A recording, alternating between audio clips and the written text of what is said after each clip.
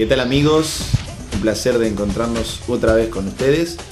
Y en el día de hoy hemos invitado a la licenciada Fabiana Túnez, que nos va a hablar de higiene y salud de la columna vertebral. Hola Fabiana, muchas gracias, muy amable por tu presencia.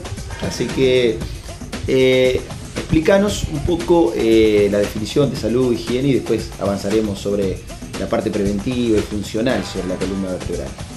Bien, bueno, lo que tenemos más que nada a recalcar, más que nada en el día de hoy y cómo se vive en la actualidad, es darle la importancia que se merece realmente la salud.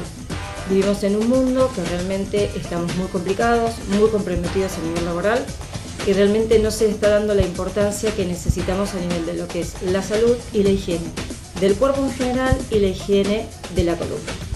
Lo que nosotros necesitamos en este momento es aclarar qué es el término higiene. Higiene lo que significa es una parte de la medicina que se encarga fundamentalmente de la conservación y la preservación del movimiento. ¿Sí? ¿Qué queremos analizar con todo esto? ¿A qué queremos llegar? A tener un mejoramiento de lo que es la funcionalidad y dentro de lo que es a nivel de la actividad laboral y de las actividades de la vida diaria. Un mejor funcionamiento de las articulaciones, del aparato cardiovascular, de lo que es a nivel muscular. ¿Qué nos permite todo esto? Tener una mejor ergonomía en el movimiento. Lo que nosotros denominamos ABD, actividades de la vida diaria. Las actividades de la vida diaria. No solamente en las actividades de la vida diaria, fundamentalmente, como principal objetivo de la rehabilitación, nosotros lo que apuntamos es a lo que es la independización de la persona. ¿Sí? Más allá de lo que son las actividades de la vida diaria o las ABD, tener una buena concientización de lo que es la higiene lumbar, la higiene de la columna en general y de la salud en general, que acarrea no solamente la parte de la columna, sino también lo que es el aparato cardiovascular, con todos los cuidados y todos los factores de riesgo que hay que prevenir. Bien, adentrándonos un poquito en el tema y específicamente sobre la columna vertebral, cuando hablamos de higiene y nosotros citamos muchas veces los ejercicios que son considerados indicados, y a veces algunos ejercicios que son conflictivos, depende de la etapa de la persona, depende de la etapa del paciente.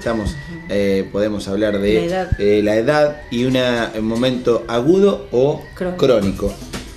A ver, ¿cómo podemos explicarle al público en general toda esta problemática y cómo lo abordamos nosotros? Nosotros lo primero que tenemos que hacer es informar a la persona, ¿sí? Informar de la patología que tiene, cuáles son los recaudos que tiene que tener, cuáles son los movimientos o las actividades de la vida diaria que uno tiene que no realizar, como pasa muchas veces con las amas de casa, que uno le da una explicación de que no puede realizar determinadas actividades por razones que escapan a uno, las tiene que seguir haciendo. Entonces, como medida preventiva, la información. Segundo, los recaudos para no recidivar en la lesión, ¿sí? Lo primero que tenemos que hacer es la información y luego la movilidad. Diferenciamos de lo que es el dolor agudo de lo que es el dolor crónico, ¿sí? En una etapa aguda, fundamentalmente, se da generalmente el reposo. Todo esto bajo la indicación y la supervisión del médico, fundamentalmente, ¿sí? La etapa aguda generalmente tiene más que ver con lo que es el proceso de la lesión, cuando realmente la lesión está consolidada, que se manifiesta. En cambio, lo que es el dolor crónico, muchas veces lo que causa es una relación con la carga emocional que uno trae aparejada con todo esto, con las actividades laborales fundamentalmente, y sobre todo muchas veces se cronifica ese dolor de acuerdo a los tratamientos que no han dado resultado. Bien, cuando hablamos de crónico y agudo, para poner tiempos estimativos, a veces un poco no concreto y muy ambiguo, pero por lo menos para orientar a la persona que nos está viendo y escuchando, ¿cómo denomina la medicina un tiempo agudo de una patología hasta tanto y en cuánto el tiempo, y cuándo comienza en teoría a transformarse o ya a generar un dolor crónico? Normalmente un dolor agudo es como decíamos recién, está muy relacionado con la lesión.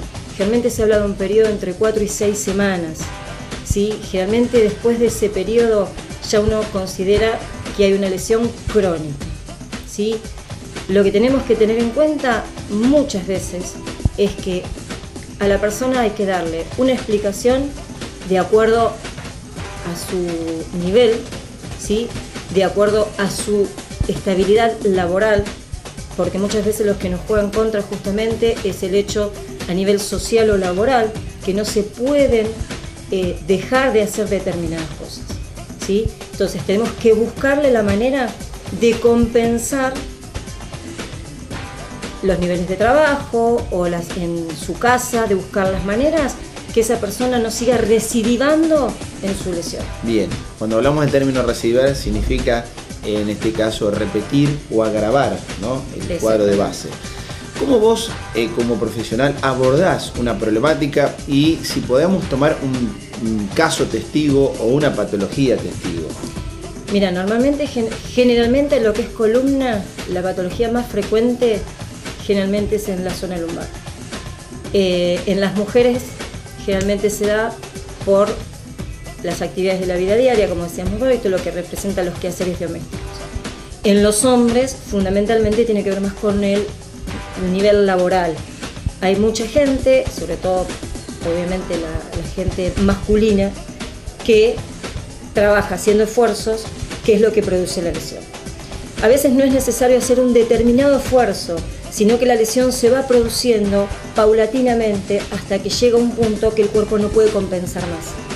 Entonces no hay un caso específico que haya producido esa lesión, sino que son reiterados movimientos que la van produciendo en forma paulatina, hasta que aparece el dolor.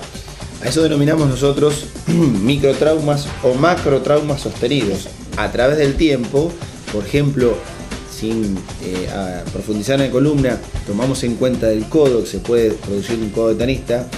El simple hecho de que alguien se dedique a pintar sostenidamente en el tiempo puede generar un codo de tenista que es un microtrauma, porque no es un traumatismo diríamos profundo y muy grande, sino es un microtrauma. A un esguince de rodilla que puede ser un trauma, un macrotrauma y puede generar una lesión. En eso nosotros hablamos de los traumas sostenidos que pueden ser pequeños o grandes.